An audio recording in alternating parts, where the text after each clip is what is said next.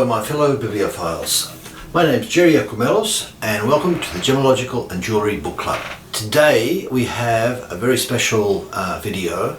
In fact, it wasn't prepared by me. It was prepared by Justin Prim, who is a member of the book club, and he received a box, so he's going to do an unboxing.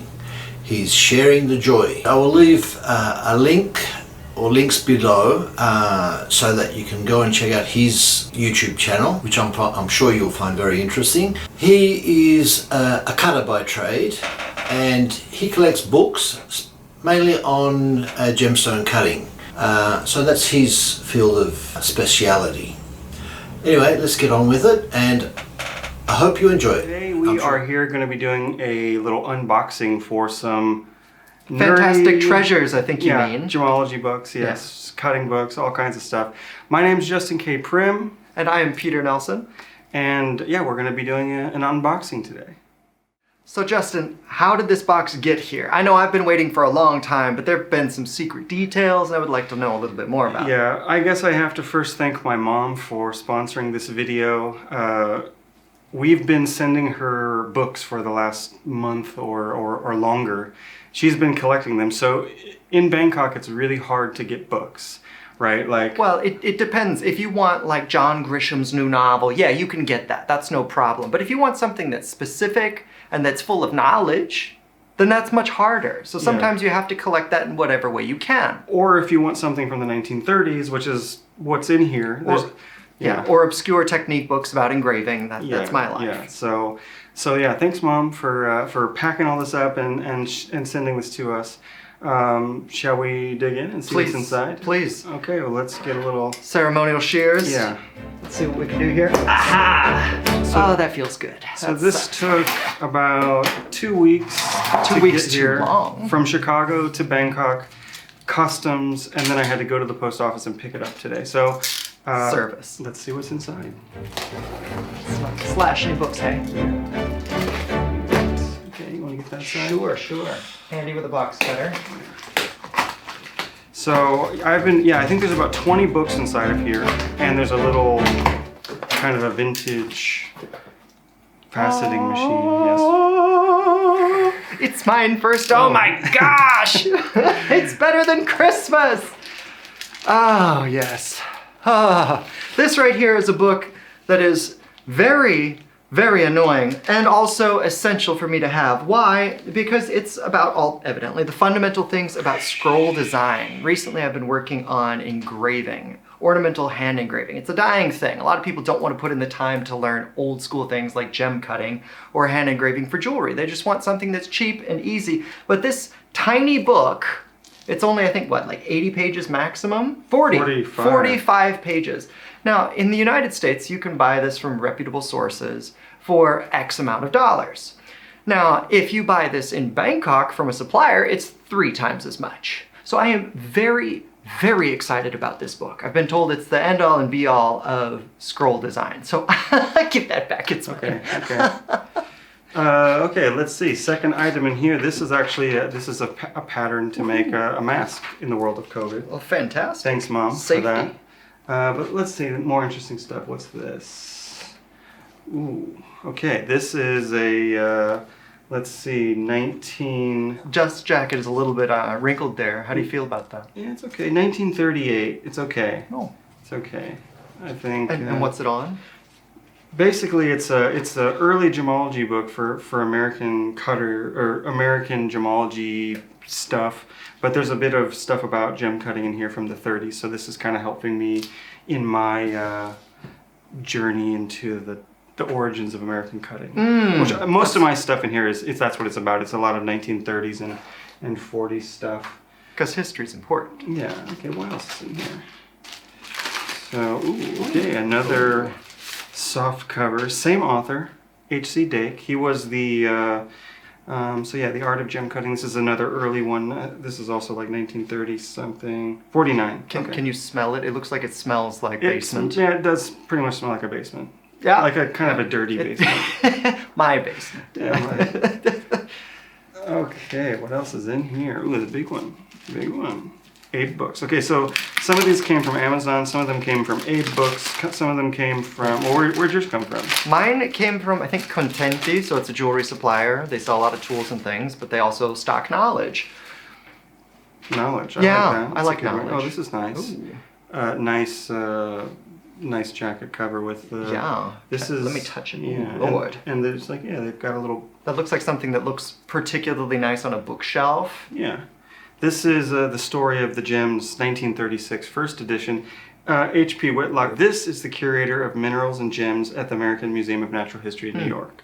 So, yeah, another early source of knowledge for Americans learning about gemology and gem cutting in the 30s. He and sounds 40s. like somebody who would never go anywhere without his pipe. Yeah, I think he probably had a pipe. I would like to see his old pipe. His old pipe. I would like to buy his old pipe. Put it on my bookshelf next to the cool book. Okay, you grab one. This one needs will. opening.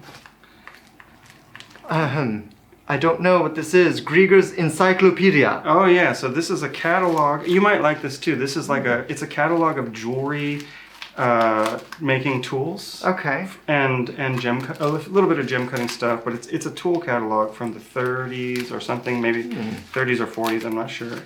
But you know, I got this idea that like if you look into the catalogs, you can find out what was going on, what was available. Sure. Oh, that's not really a catalog though. It's a cultural sample. Honestly, it looks kind of like a Reader's Digest. Yeah, it's like if you shop there, maybe you'll get that. And This also smells like basement. yeah, it'd be.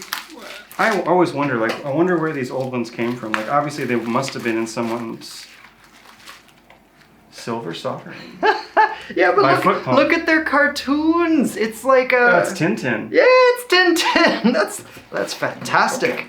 Don't tell them, they'll sue. Well, I think they're already passed away. Yeah, oh well. Got away with their crimes, huh? Okay, staying beautiful, though. in the 40s, we've got one issue, June 1941, of the Mineralogist. This was an early mineralogy magazine from Portland, Oregon. Hey! And yeah, this was published by, I think it was published by someone who we've seen already. Yes, Dake. Dake. The first two books, this was his magazine. So Thank you, Dake. He's got a lot of interesting stuff in those. I need to get like 10 years for them to be really useful, but they're hard to find. So yeah, a couple more magazines. Some antication here. These ones actually came, I think these were given to me by someone from Facebook. American Gem Cutter magazine, so 1996. These aren't necessarily for research, just They're cool to have. American Gem Cutter. Yeah, I mean, it's if you like can the get most patriotic thing ever. Yeah, yeah.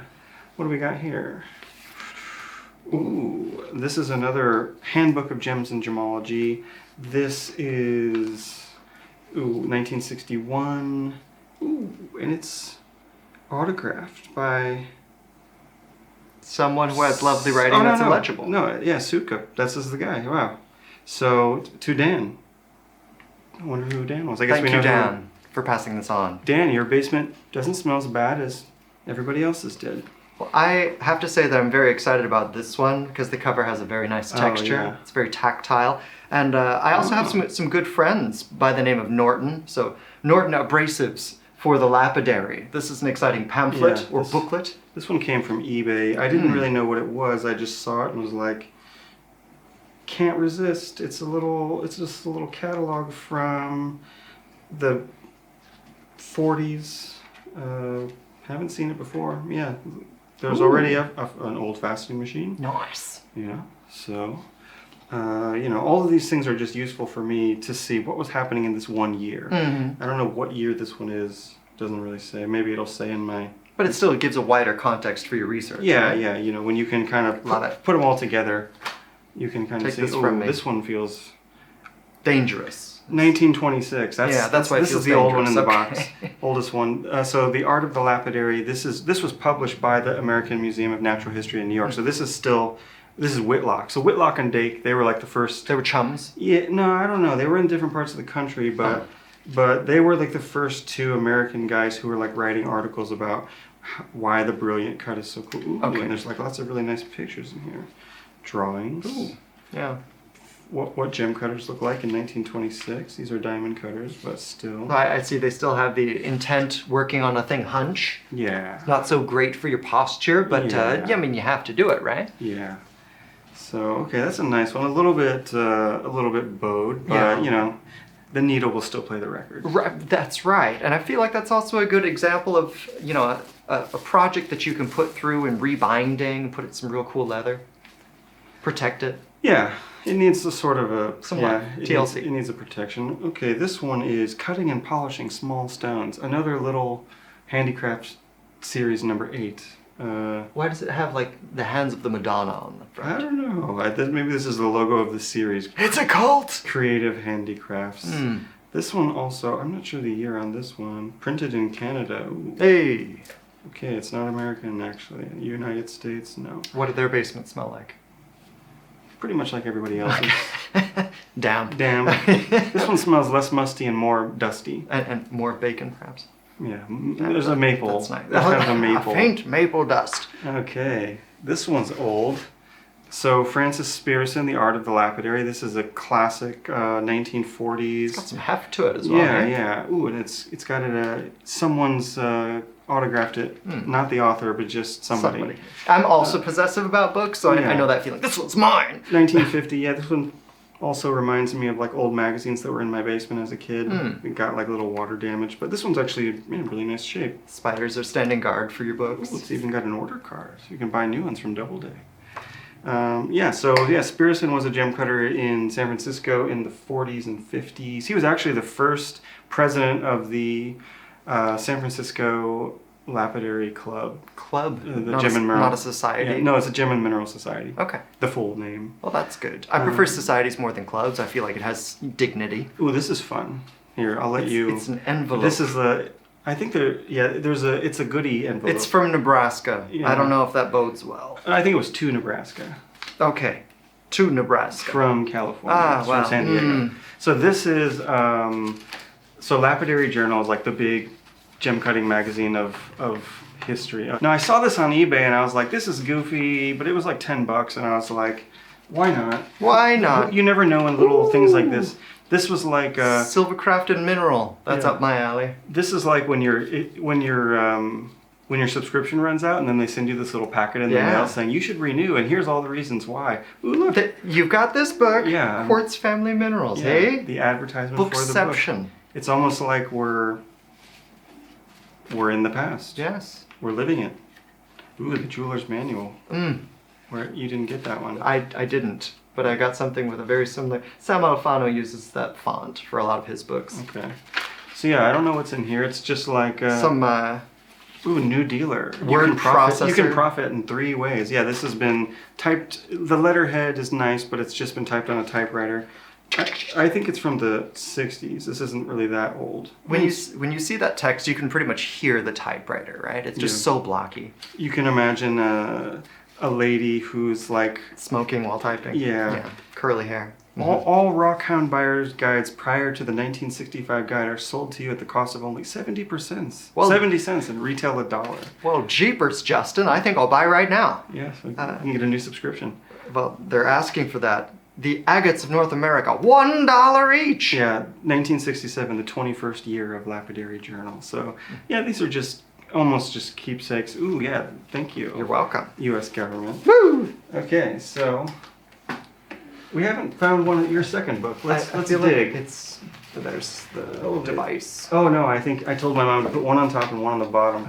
So they, if anything got here, we'll go to that one next. Nice! Yes! Yes! He's been waiting for months. I have been waiting for months. I've been dreaming about it, salivating, all sorts of things. Another engraving book. This one, also difficult to get a hold of. So what's the story with that one? So this one is more of an all-around book about engraving. The first one was about scroll design, so it's a specific technique inside of engraving. This one is like all the things you need to know. So from what I'm told, it's like James Meek, he's like the guy on a lot of the original engraving design, did a lot of gun design. So like right here on the front, you can see it's the flintlock cap on like a musket. And so the guy's gone through and engraved it with, beards and some old wizard and dragons and stuff. I think this is amazing. Because at the end of the day, okay, fine. There he is. A lot of people like functional things, but why not function with beautiful things? Yeah. I feel like all the old societies had that. It wasn't just a piece of, here's a paperweight, chunk, it holds down the paper. No, they had a sculpture.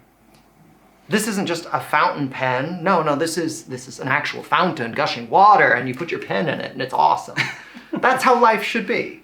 James B. Meek, born in 1901, he was also a gem cutter and a gun builder. There you go. Did a little of everything.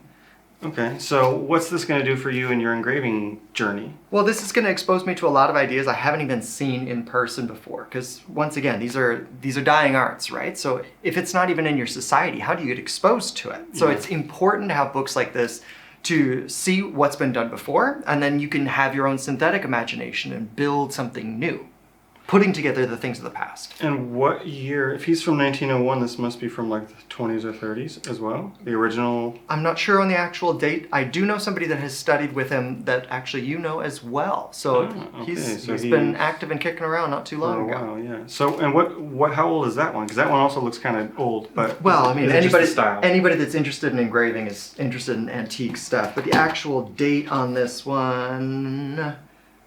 First publishing, 2005 is the copyright so it's date. not that It's old. not that old. It just looks old, which I'm fine with. Old style. Because hey, you look at like that. That's cool. Yeah. Everything about it is cool. And so these are going to present like two different kind It of. smells more like glue than basement. Yeah. Well, that one hasn't been in a basement yet. It will never be in a basement. That's true. In Bangkok. Well, in Bangkok, Okay, no, what it else must be we have underwater. here? 1962 Lapidary Journal. This one's cool to me. I bought this one just for only one reason. There's an obituary in here. A eulogy, the good speech. Yeah, so the guy that wrote, I think his book's in here actually, James Harry Howard, it's probably this one. He was the first guy to ever write a gem cutting book in America, like an American amateur hobbyist cutter. This is the revised version of his book. I like that cover too. Yeah, so the first one was 1935. This one is, 1946. So 11 years later, he revised it. And then in 1962, he died. So I wanted to get his obituary just... To have? Yeah, for my journey. He's one of my main characters in the book that I'm working on, so... That's awesome. Okay, this is the one I thought you would be interested in. There's two, so we can both look at them at the same time. They're in 2 different years. So same book, 2 different years? Yeah, because this is a Dixon Tools out of Newark, New Jersey. So these guys were the ones that were supplying all the jewelers and gem cutters in New York with all of their stuff. Like, all the... Jeweler saws, pliers, hammers. Literally, that's what's in here. Oh, yes! But so one of them... Tool lust is a thing. This is verging on pornographic. Yeah. Oh, they have stakes. One of these, this one's 1933, which means that one's probably 1944 or something. They're about 10 years apart. And maybe the next page down there, does it say? I see nothing. Okay, but this one is 1940 something, so these are 10 years apart. My thinking with buying both of these was, there's a gem cutting machine in one of them, I think. I know there is at least one, but so if there's not one in this one, then I know that in 1933, you couldn't buy a faceting machine. It didn't exist yet, unless you've made it yourself. Okay. That one, my mom showed me on a video call. It does have it in there, so I was like, I must buy them both. But when you see like old lapidary journals from the 40s, there's always ads from Dixon Tools, and I was like, I gotta know what they had. And this is a pretty big book.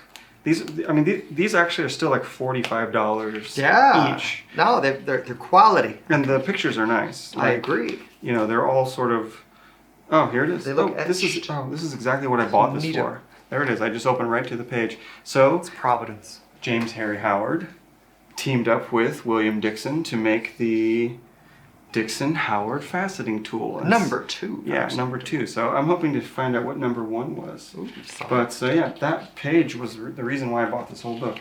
So found it on screen. This is a blast from the past, quite literally. Yeah, and there's another one Snips. from a different company called J.J. Jewelcraft. This one's from 1956. So this is like 10 years after after that one. Different company. Geiger counters? Yeah. Gotta have them. So this one's from LA, this one's from New York, so we can see what was going on in both coasts And it's basically the same. This one has a bunch of faceting machines and jewelers' Californians were ahead of tools. their time on that one. Yeah, well, actually, the New Yorkers were Well, a couple okay. years earlier. But you can also get bolos and, all kinds of other stuff. Tumblers, Okay. blanks for doing different kinds of jewelry and stuff. Yeah, these ones are pretty dusty. My hands are starting to feel dirty now. And yeah, Don't sniff too deeply. this one's not moldy, just dusty. Southern California, maybe that's telling us something. Yeah. And okay, what else is in here? Last piece. This one's also got a cutting machine that's not too different from the Sterling. I feel. Oh no, that's a Ooh, Mast. actually, I have that machine upstairs. I was gonna say it seems familiar. Yeah. Okay, last one. All falling apart. Ooh, look at that. Colors. This is. What is that? I don't know. Okay. We'll have to. We're find just out. excited about colors. Yeah. I Having a mean, real- I wasn't expecting clear. Oh, and they've got numbers on them. Yeah, they sort of line up and do something. Hey-o. I'm not sure what. This is 1967 Douglas Hoffman comprehensive gem diagram. So this one was just, oh, it's nice. How to do the thing. How to do it. How to do the gem cutting. Though I think your It's- book will serve yeah, a this better one's- function. This one's really falling apart. it's Wow. seen better days. It's lost the binding. Okay, this one has to stay in the bag. But this was the guy that he was a faceting machine manufacturer, Prismatic. Prismatic. Um, Was in- that the company or his technique? No, that was the company. Okay. Cool. So yeah, that's 20, pretty much I think 20 books, and from various periods of Yes. time, from the 20s, the 30s, the 40s, the To 50s, very modern. the 2000s, everything. So, good job, Peter. Thanks for joining me. Thank on you, a- and thank you, Justin's mom. Yes, thanks, Mom. Couldn't have had it without you. And thanks to the Postal Service for getting it to us in the time of COVID. Let's just hope the box is safe. Yeah. And if you guys want to find us in other places, you can follow Peter on his channel, which I will put somewhere down here. Thank you. Gemology And, for Schmucks. Yeah, and you can find me on my video thing, which I'll put somewhere around here. So, okay, see you guys later. See you. Have a nice one. Well, that was a great unboxing, and please don't forget to subscribe, press the notification button, and Pollux Versus.